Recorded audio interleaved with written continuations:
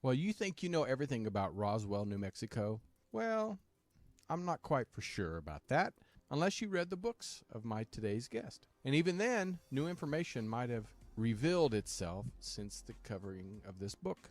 75 years ago this year, an alien ship, along with passengers, was discovered in a field on a ranch outside of Roswell, New Mexico. Later, the United States Air Force says, oh, it's just a weather balloon with test dummies on board. Well, Thomas Carey and Donald Schmitt were not satisfied with this answer, so they came together and wrote two best-selling books, Witness to Roswell and Roswell, the Ultimate Cold Case, Closed. And if there are questions still unanswered, I'm sure these two will eventually be able to find out. I'm Tony Sweet with Truth Be Told. Please welcome to the Truth Be Told studios Thomas J. Carey and Donald R. Schmitt, UFO investigators and best-selling authors. Nice to be with you. Hello, hello. Oh, Well, who brought the beer? That'd be Tom. That'd be Tom. Oh, okay. Like a good laughter. So.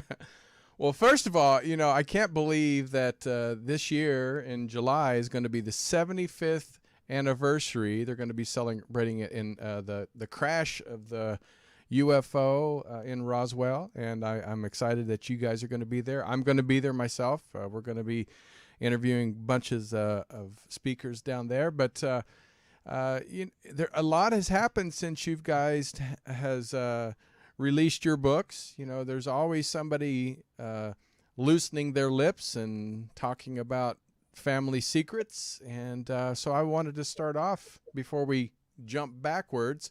If there's any new information since your book was released, is there any new information about the Roswell itself?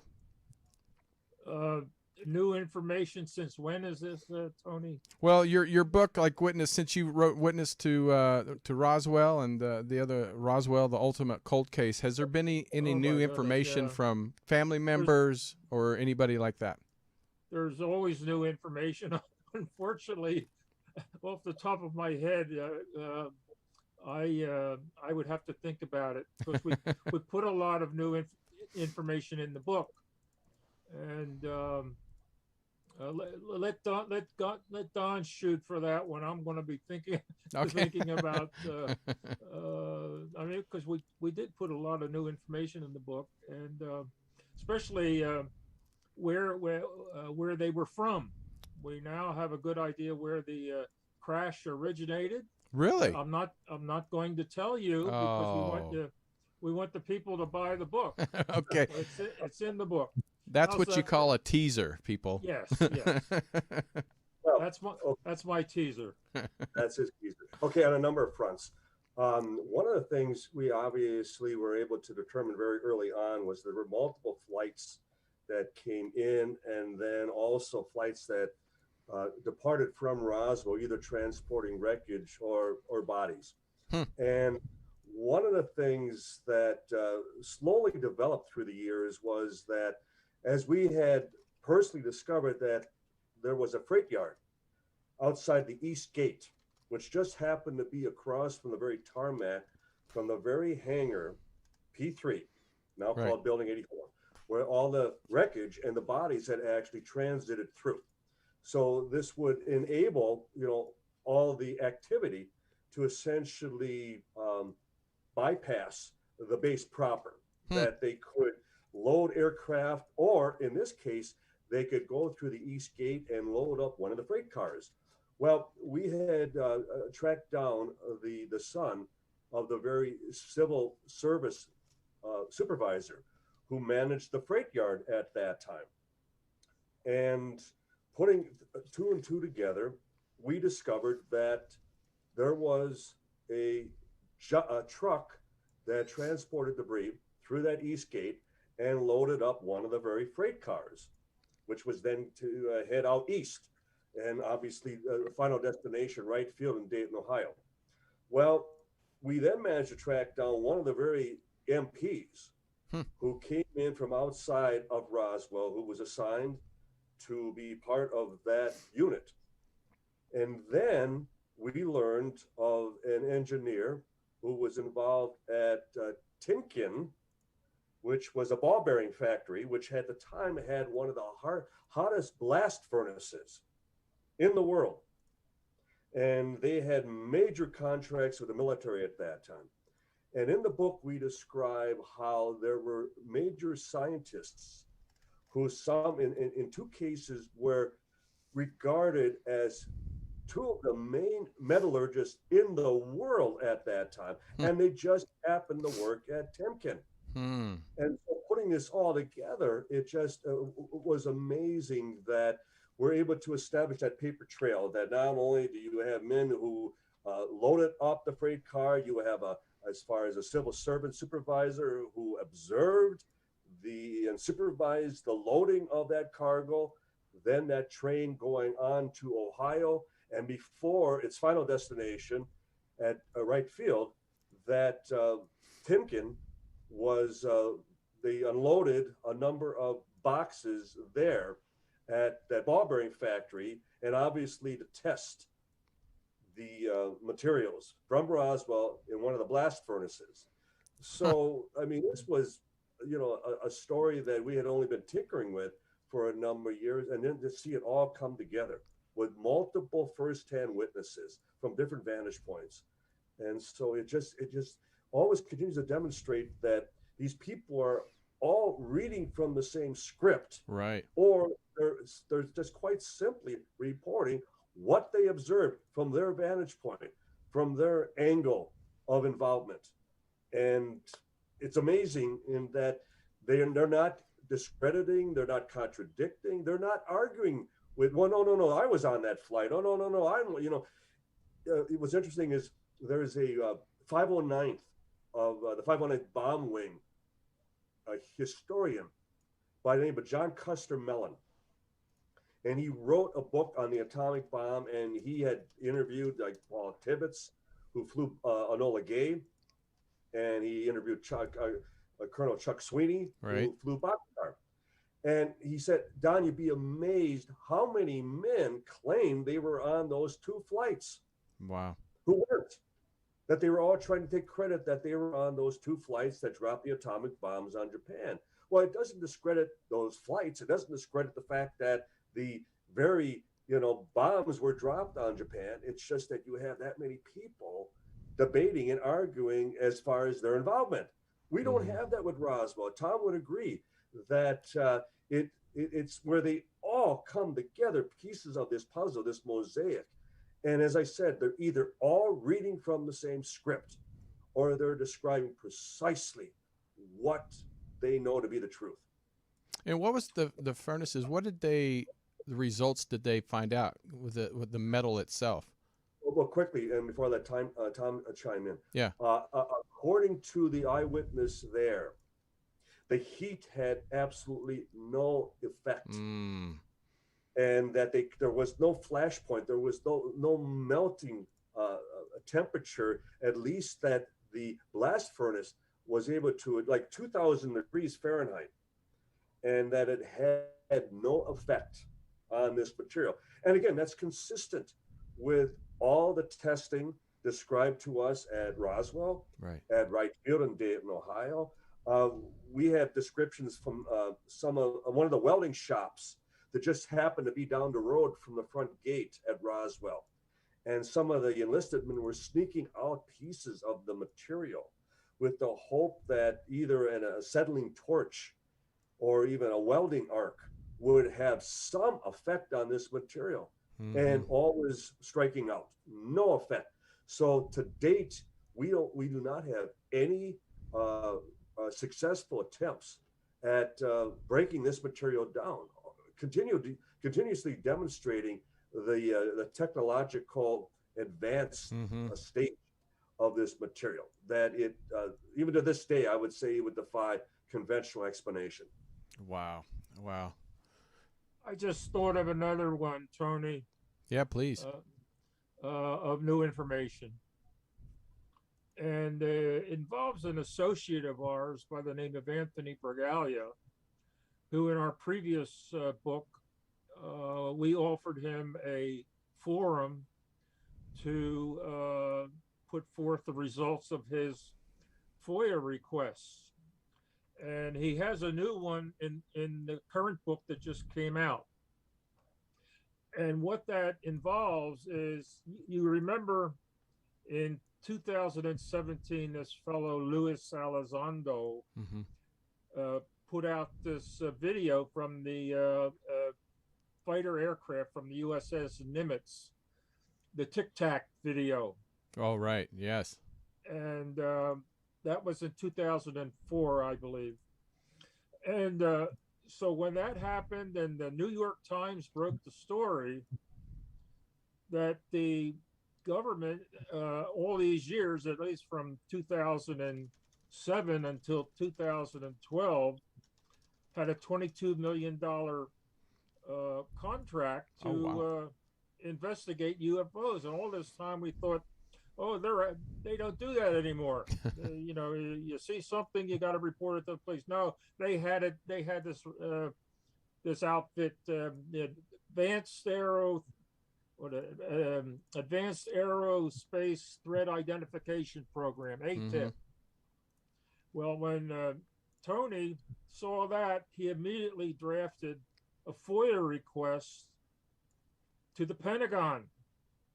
Okay, well, we see this this UFO that you're saying is absolutely, it's not fake, it's real. Tell me where the UFO wreckage that you have is being stored, and what tests are you performing upon it? Well, 3 years goes by, Tony doesn't hear anything.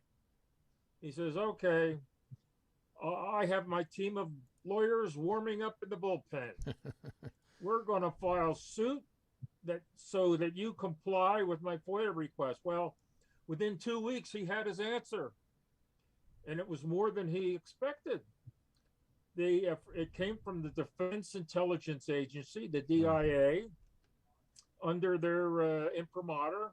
It said, here's where the wreckage, they call it UAP now. It's not UFO to them. It's UAP, unidentified aerial phenomenon.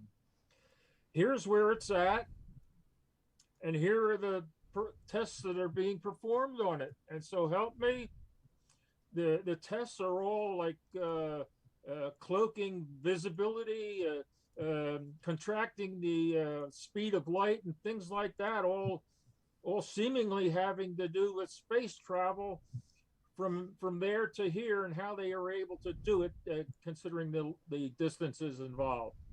And again, I'm not going to tell you where all this stuff is being stored, because I want you to buy the book. But we know, and it's in the book, where all of this stuff is being stored, and the tests that are being performed on the wreckage. They've since tried to walk it back. Oh, we do lots of tests on metals and things. Too late.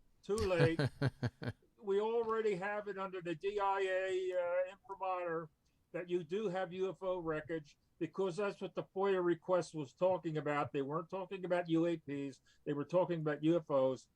So here's where it's at, and here are the tests that are being performed on it. And it's in the book. So it's 75 years. Why do you think after 75 years, this incident is so important to not only to the paranormal community, but to society as a whole? Why do, because some people I talk to, oh, I've heard of it, but what's the big deal? And so for those people that still say, what's the big deal about this? What is your take on that question?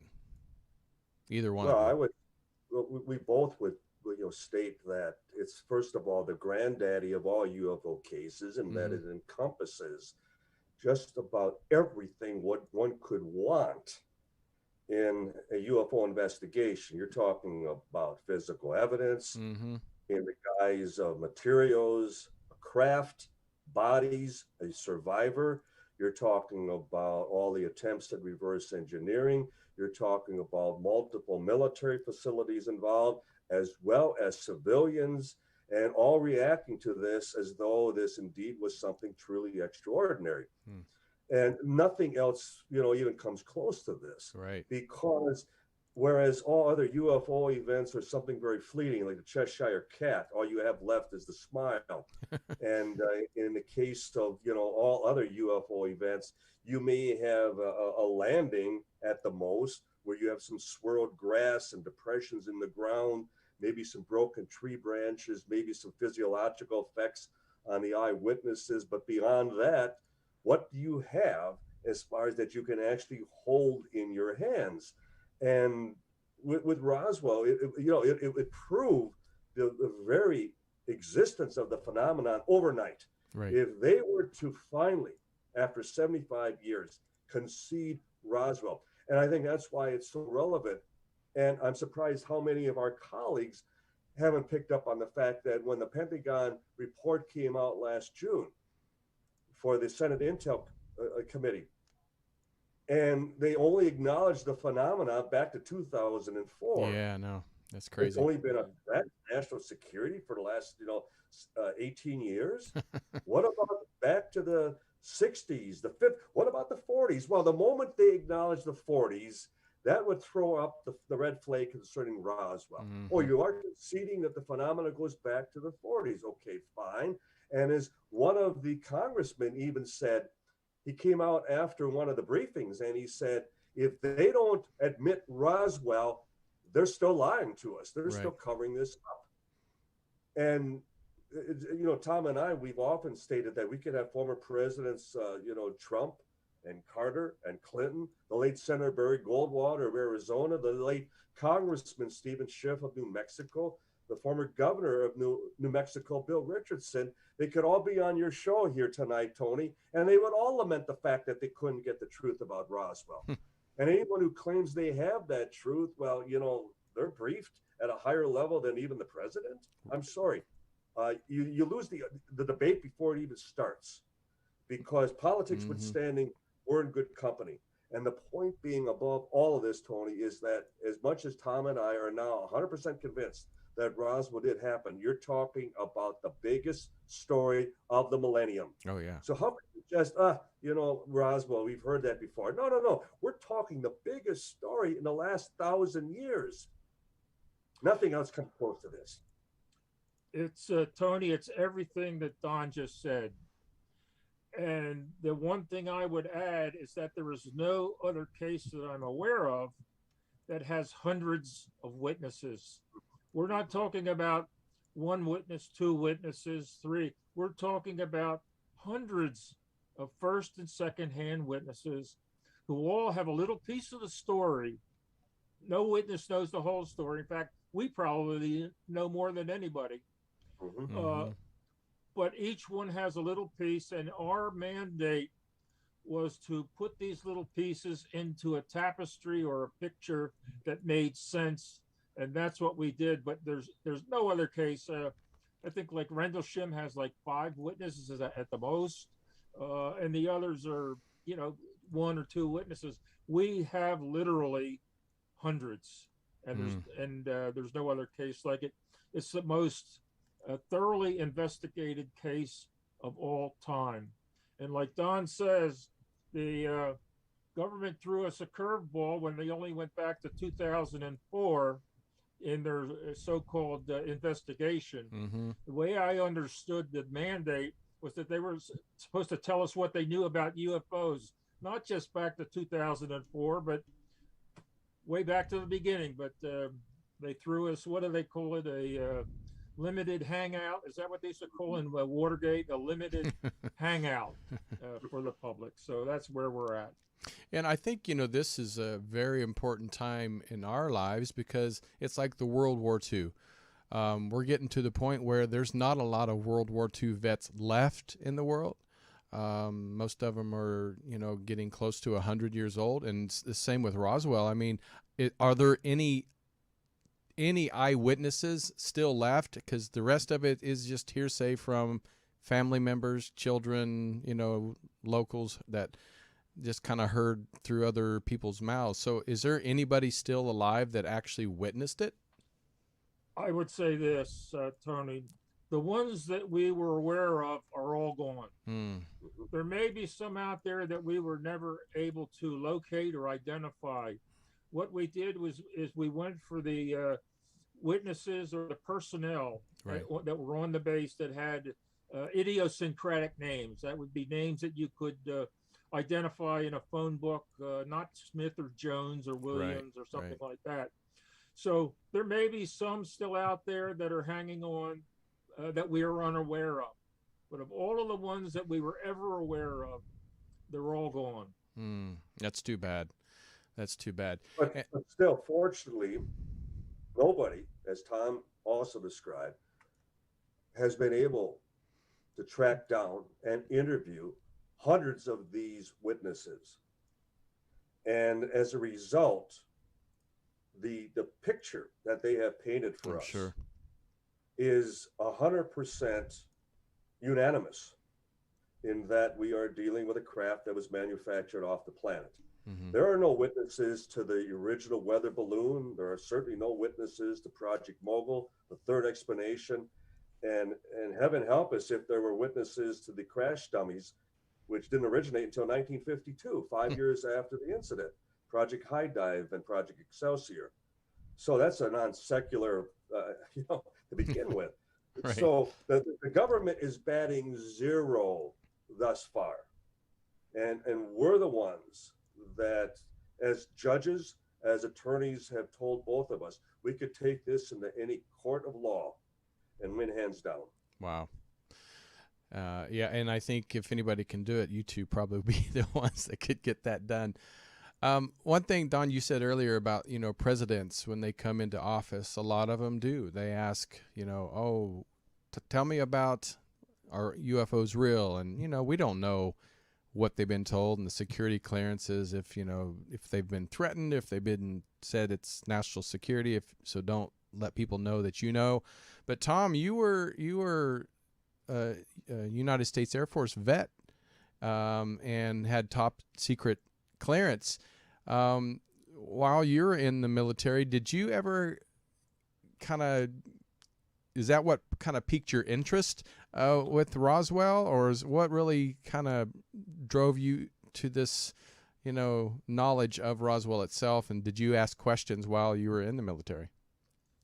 Good question. No, when I was in the military, I'd never heard of Roswell. Oh, wow. And my interest in the UFOs, as a matter of fact, was sort of during my military career, was not on my radar. I became aware of Roswell when I was a graduate student at the University of Toronto in Ontario, Canada. I belonged to QFORN, the Canadian UFO Research Network, as a sideline. And one of the gentlemen in that group, this is 1977, 78, he says, "Oh, there's a book coming out on Roswell." I said, "What's a Roswell?" And he said, "Oh, that's a big story about a crash." I said, "Oh, wow, I can't wait for that." Well, anyway, the book comes out in 1980. I purchased it, I read it, and it blew me away, Tony. My interest in all other UFO cases at that point disappeared. This was the only case, like Paul Newman says in the movie The Verdict, this is the case, this is the only case. And at that point, that was it for me. And there were these two fellas at QFOS, the Center for UFO Studies in Chicago, one Kevin Randall, the other one on this show tonight, who were reopening the Roswell case. And so I hooked up with them because I wanted to do something on the case. And that's how I became interested, and that's how I became an active participant with the Randall Schmitt team. And you, Don, you were co-director? Is that right, of the Institute? I was a co-director, and I was director of special investigations for 10 years. And this was the one case we wanted to go after because both of us were skeptics. I did not even purchase the book when it first came out. And in fact, in 1985, 5 years after its release, I had even written a paper where I argued that something of that magnitude, couldn't be kept secret, that it would certainly have leaked out by now. And like many of our colleagues, it was just too good to be true.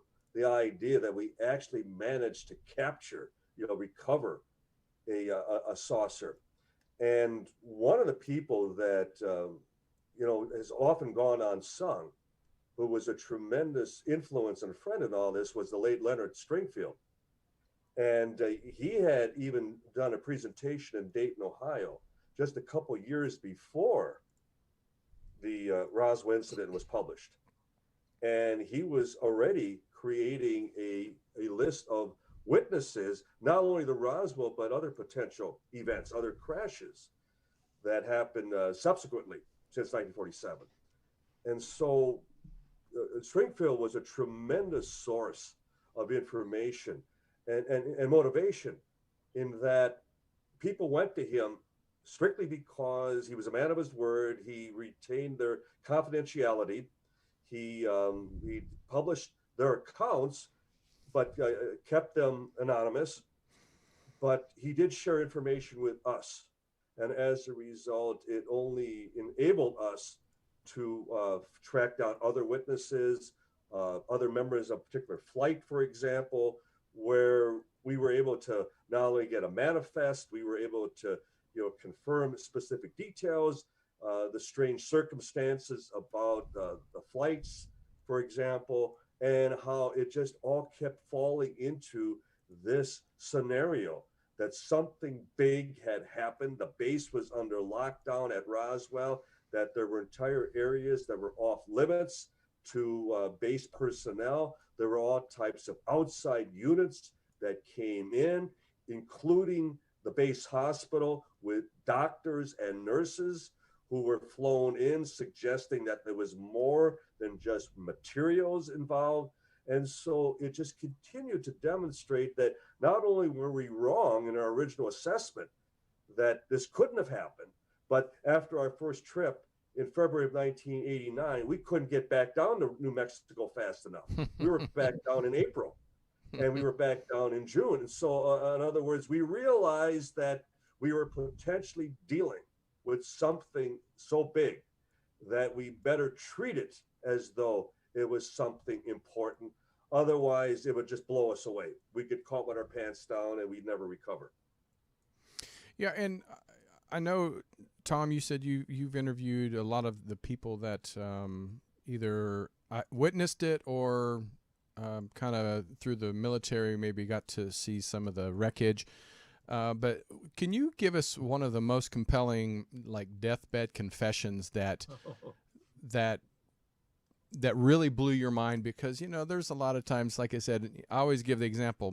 I'm from Kansas. My dad, and all of us, we were hunters and fishers, and they caught a fish, and it was 1.5 pounds, and then by 3 or 4 years it was 6-pound bass, and the stories just keep getting bigger and bigger. But tell us a story that just really put the goose pimples or goosebumps on your arm when you heard it. Well, it's for me, it wasn't one that I conducted. It was one that Kevin Randall conducted, and it was early on. And I thought it was a very important deathbed confession because at the time, I think it was 1989, 90, 91, in that time frame. This was before I even joined the team. The base provost marshal was a fellow Major Edwin Easley. And Kevin was interviewing Edwin Easley. And now Easley would have been in charge of the MPs that surrounded the crash site, kept it secure. He knew everything. He knew everything, most everything. And so Kevin calls him up on the telephone, and he wants to interview Easley and get information. And to every question that Kevin asked him, Easley would say, "I'm sorry, I'm sworn to secrecy. I can't tell you anything." Every question, "I can't tell you anything. I'm sworn to secrecy." Well, Kevin this was like a throwaway question. Finally, as the interview was ending, he says, "Well, can you tell us if Don Schmitt and I are going in the right direction?"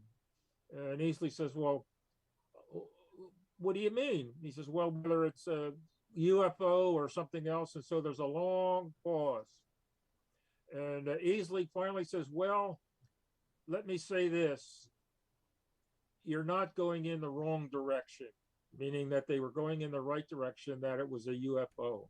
And I thought that at that point in time was very important. He also, on his literal deathbed at Parkland Hospital in Dallas, Texas, the book that Randall and Schmitt wrote, one of his grandchildren brought it into Easley, who's on his deathbed, and she says, "What about this, Grandpa? What about this, Grandpa?" So she holds the book up. I think it was UFO Crash at Roswell. and he goes, "Oh, the creatures," talking about the bodies.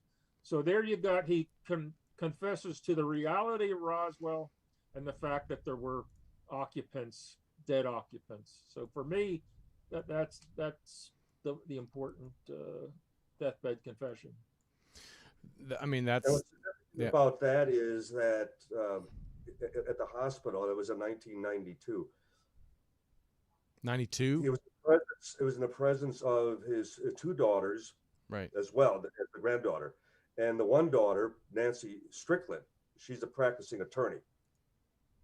So we can't emphasize enough that deathbeds are admissible in a court of law.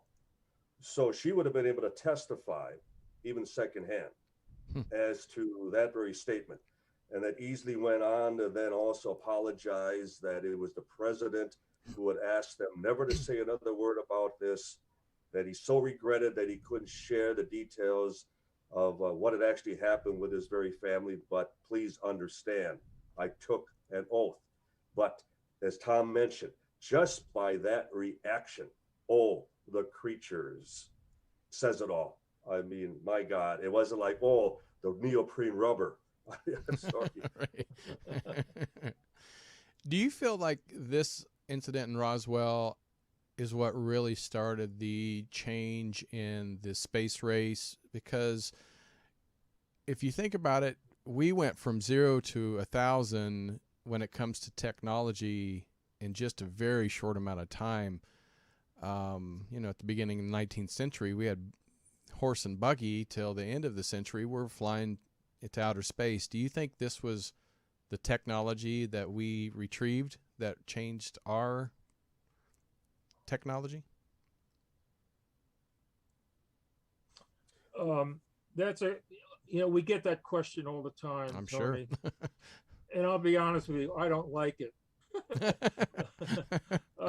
Because a lot of, military conflict like World War II spawned a lot of different projects that led to this and that and the other thing. And the only one the thing that I'm certain of, it came from Roswell.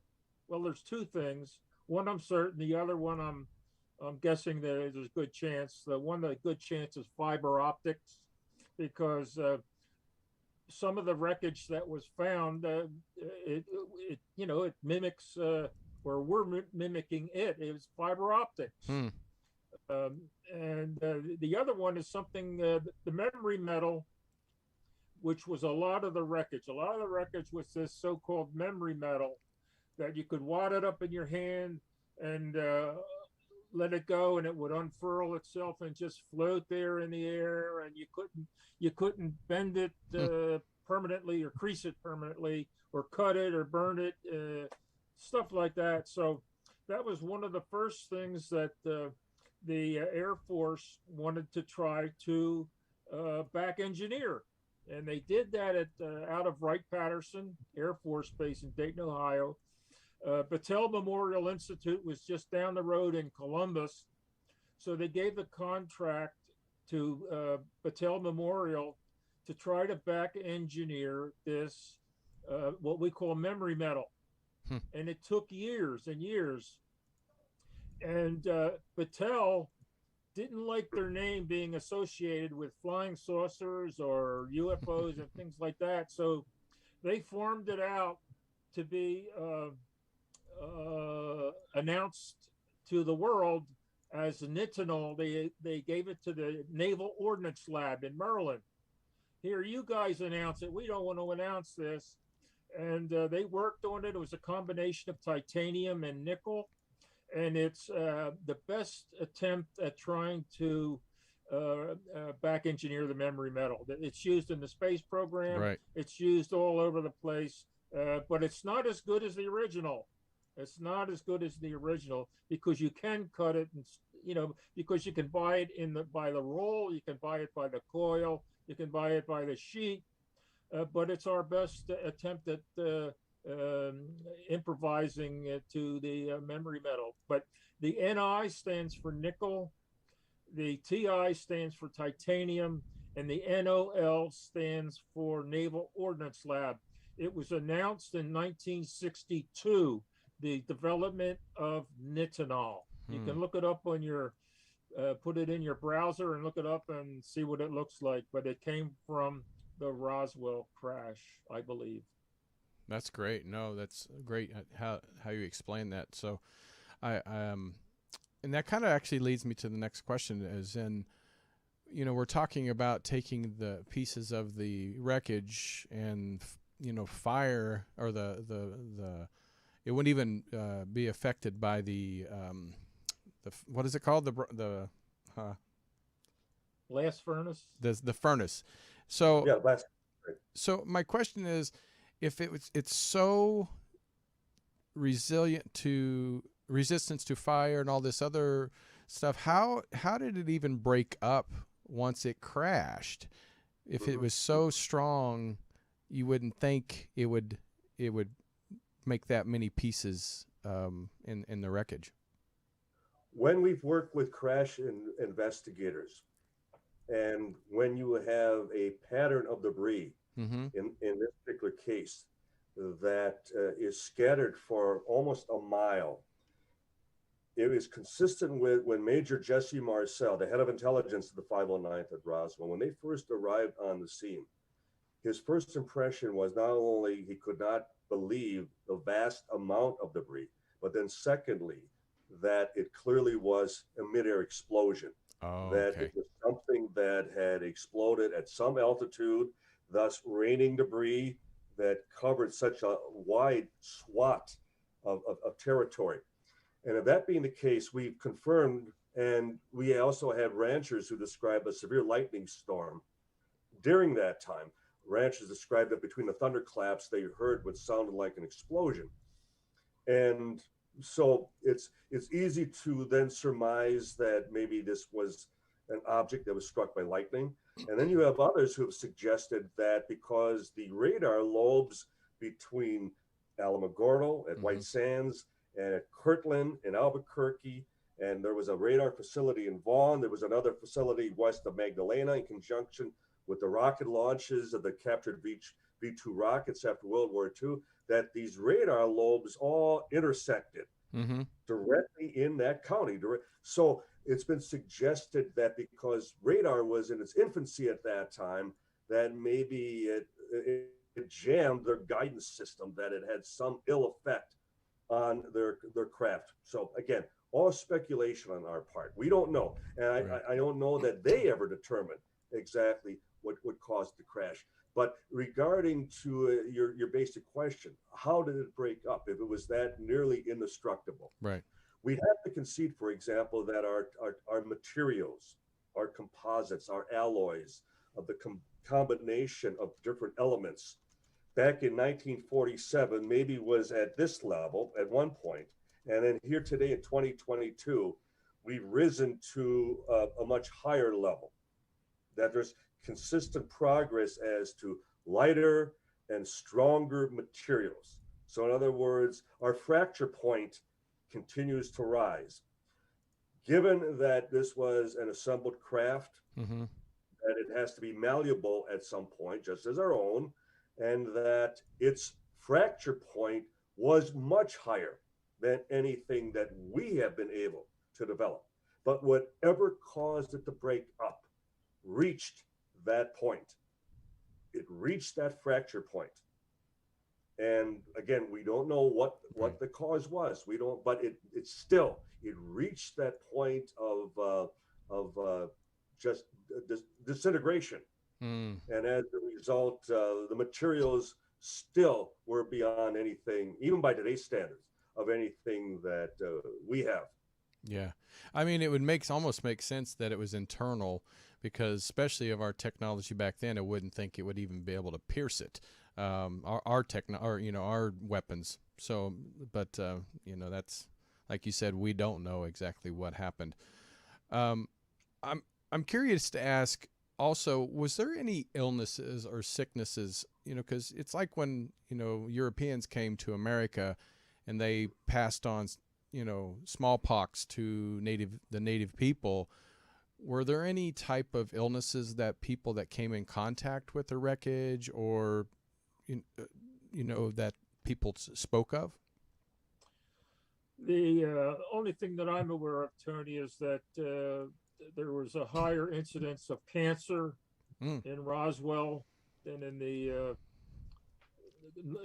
larger population, and that's most likely attributable. It was an atomic base. It had the atom bombs were stored there. Right. As far as what you're asking, I think you're asking, were there any illnesses due to the exposure to the aliens, the craft and the bodies?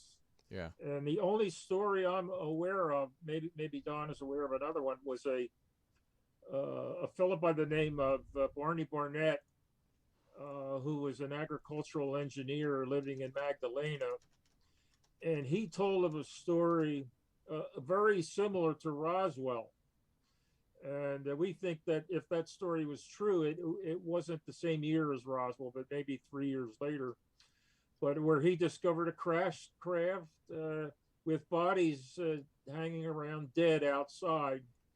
And he died of throat cancer a few years later. And according to his neighbor, a fellow named Harold Baca, Barney told him that he felt that his throat cancer was due to getting too close to one of the dead alien bodies. Now, that's just a story. It has nothing to do with Roswell, but that story was featured in the Roswell incident book when they were trying to link the planes of St. Augustine alleged crash as the Roswell crash. But that's the only one I can think of. Interesting. Yeah, I mean, I'll add to that. The men clearly felt they were handling materials that were potentially contaminated. Right. And that as a result, they wanted to get the job done, especially those who were part of the recovery operation. They were spooked by it. They felt that, it was something that they would pay for either sooner or later. First Lieutenant Chester Barton described that when they would return back to the base, that they were first to report to the hospital, the base hospital, suggesting that they were also monitoring the health of the individuals involved. And yet they were very laissez-faire as far as the recovery. They weren't wearing decon outfits of any sort. Right. They were handling it with bare hands. They weren't wearing goggles or any face coverings, face masks or anything.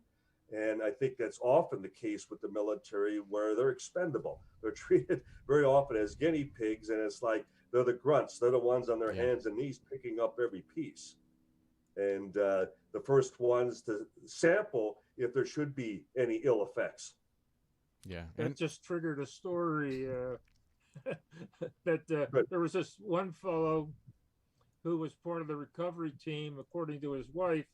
He came home at night smelling like a skunk, and he immediately burned his fatigues that he was wearing when they were doing the recovery.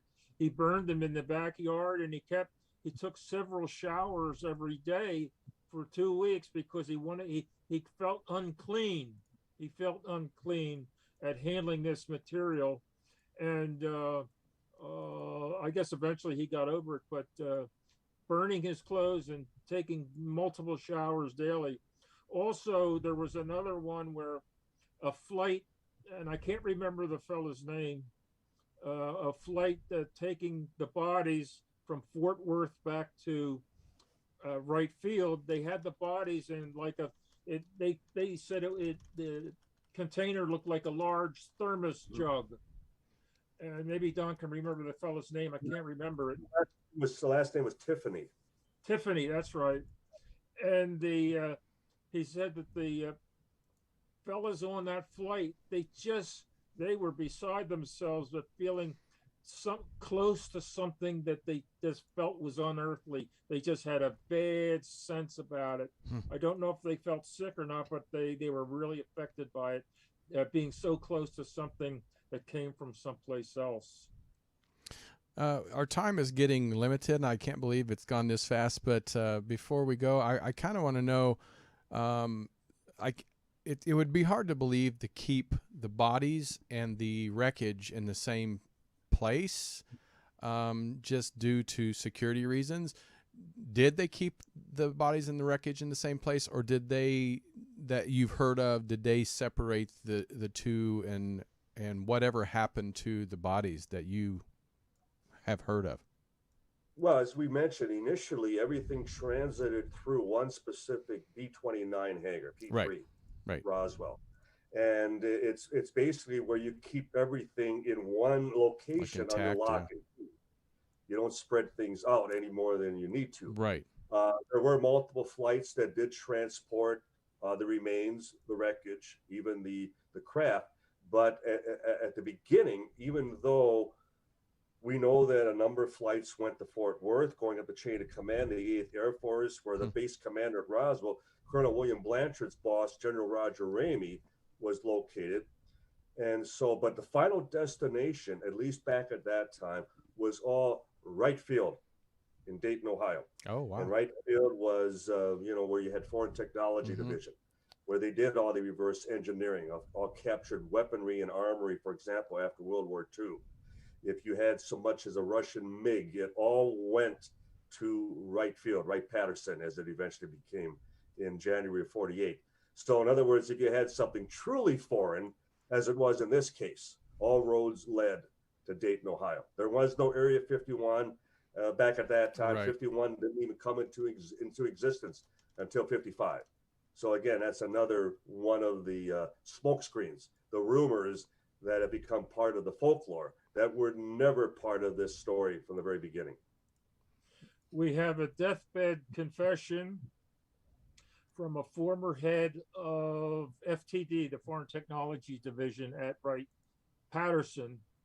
On his bed, he said where the bodies were.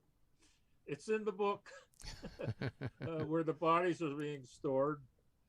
And as I told you before, we believe, we learned from someone who worked at FTD and at Wright Field that the wreckage was transferred from Wright-Patterson to Area 51 at some point in the 1980s.